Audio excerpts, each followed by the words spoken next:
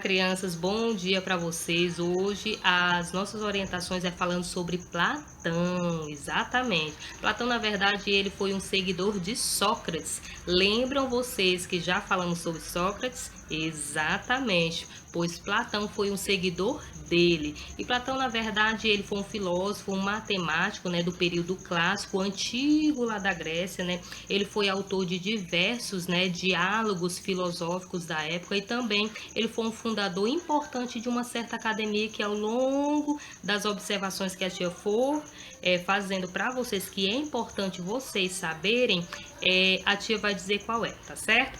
Então, aqui ao lado eu vou colocar algumas imagens para que vocês possam saber como era Platão fisicamente, tá certo? Olha só, crianças, esse é Platão, exatamente. Esse foi um dos seguidores, né, de Sócrates. E Platão, na verdade, ele é um dos mais importantes pensadores, né, do período antropológico da filosofia grega lá nessa época, né? Ele fundou um pensamento metafísico próprio. Que é isso, tia? Ou seja, a questão do ser, do eu. E ele também levantou um questionamento em relação às essências, né? Que é isso, tia? Essa questão de essência são os princípios, né? Que era para ele, no caso, era uma chave para ter qualquer tipo de conhecimento acerca do mundo. Ou seja, qual o meu entendimento em relação ao mundo? Que olhar era esse que eu tinha em relação ao mundo, certo, crianças? Esse filósofo matemático, ele é nascido em Atenas, né, no tempo clássico, né, também é falecido no mesmo país, né, na Grécia. Ele fundou a escola, né, a Academia de Platão, que foi justamente anteriormente que eu ia fazer essa observação para vocês, né, ou seja, a primeira instituição de educação superior do mundo ocidental, crianças. Olha que interessante, né? Então, crianças, o que aprendemos agora? Que Platão foi um dos mais importantes filósofos lá da Grécia Antiga e que também ele foi um discípulo de Sócrates, ou seja, ele é um pensador grego que deu continuidade às obras do seu mestre. Quem foi seu mestre? Exatamente, foi Sócrates, né? Tendo acrescentado Platão as suas próprias ideias também em cima daquilo que ele absorveu de Sócrates, que resultou no que? Na sua própria teoria, que foi a teoria idealista ou o idealismo platônico, certo?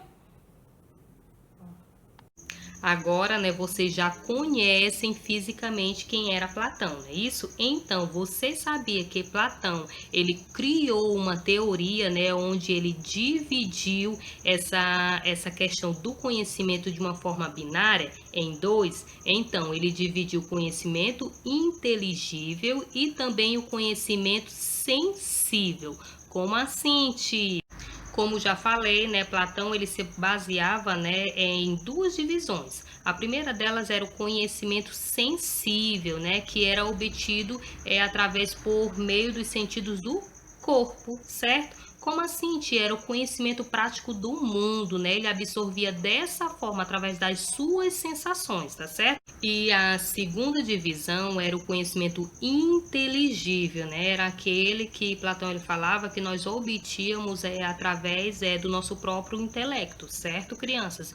Então, ele se baseava através, ele até chamava o mundo das ideias, ou seja, ele tinha o conhecimento, né? E todas as formas e todas as ideias ele atribuía a isso, a questão do conhecimento e que nós absorvíamos isso através do nosso intelecto, algo mais superior, certo, crianças? Agora, crianças, só fazendo uma observação para você, Platão não é seu verdadeiro nome, o nome dele era Aristócles. Agora, por quê? Porque ele tinha algo muito marcante nele, ou seja, ele tinha um porte grande, um porte físico muito grande e isso chamava muita atenção. Por isso, dado esse apelido, né, Platão a ele, certo? O Platão, lembrando para vocês que ele nasceu no ano de 428 e morreu em 348 lá em Atenas, né? Ou seja, toda a saga dele de vida, né, sempre baseado em cima daquilo que ele acreditava e defendia, dentre também as suas teorias e também juntamente com as teorias no caso ele sendo seguidor de Sócrates, tá certo, criança? Ele pertencia lá na época, né, uma família, né, até conhecida, né, aristocrática, né, e também isso ele tinha muita influência na política também, justamente por essa questão, tá certo? Agora eu chamo vocês para assistir um vídeo comigo ao lado, falando um pouco mais sobre Platão, tá certo, crianças? Platão é considerado um dos principais pensadores da história. O filósofo grego foi discípulo de Sócrates, com quem aprendeu a discutir os principais problemas nas virtudes humanas. Após a morte de Sócrates, Platão decidiu se dedicar mais à filosofia e na disseminação das ideias de seu mestre. Ele então deixou como legado inúmeros ensinamentos, e pensando nisso, hoje eu trago um deles, o mito da caverna. Vamos imaginar uma caverna, onde desde a infância algumas pessoas são aprisionadas e passam toda a vida na escuridão. Elas ficam algemadas de tal modo que são forçadas a permanecer sempre no mesmo lugar e a olhar apenas para as paredes da caverna. Na entrada da caverna existe uma grande fogueira que permite que um pouco de luz exterior entre, de modo que as pessoas aprisionadas consigam ver as sombras das coisas que estão do lado de fora da caverna. Pessoas e animais passam pela entrada, e o local também é rota para entregadores e comerciantes.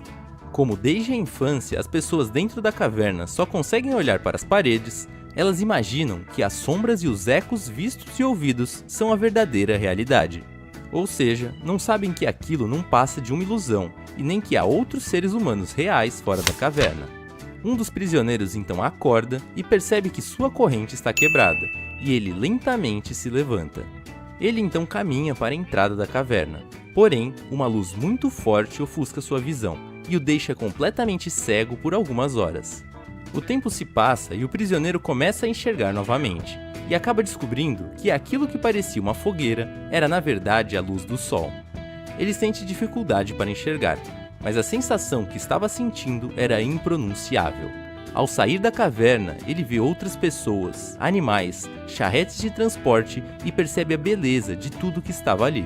Ele então descobre que tudo aquilo que vinha chamando de realidade não passava de sombras das imagens reais. Após essas descobertas, o rapaz então volta à caverna para contar a seus amigos as maravilhas que havia visto, a fim de libertar todos das sombras. Porém, seus amigos começam a rir de sua cara. Ninguém acredita em uma palavra sequer do rapaz, dizendo que ele está louco e que se ele não parar de falar asneira, iriam matá-lo.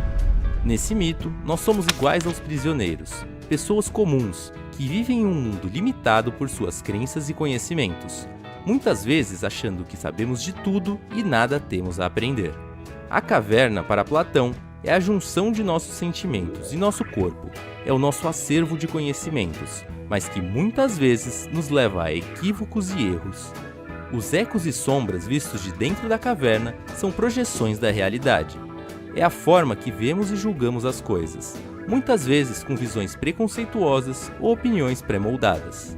E por último, a luz solar que cega o rapaz nada mais é do que a dificuldade que temos em mudar. É a nossa caminhada para o conhecimento verdadeiro, pois a mudança de opinião não é fácil. Da mesma forma que sair de uma caverna após anos na escuridão também não é. E a realidade pode ser comparada à felicidade que o rapaz teve ao ver a luz solar, a natureza e tudo à sua volta com os próprios olhos. Ao dizer que os outros prisioneiros poderiam até mesmo matar o rapaz por levar a eles a possibilidade de sair da caverna, Platão se refere à morte de Sócrates, na qual ele é condenado por corromper a juventude ateniense por suas ideias diferentes.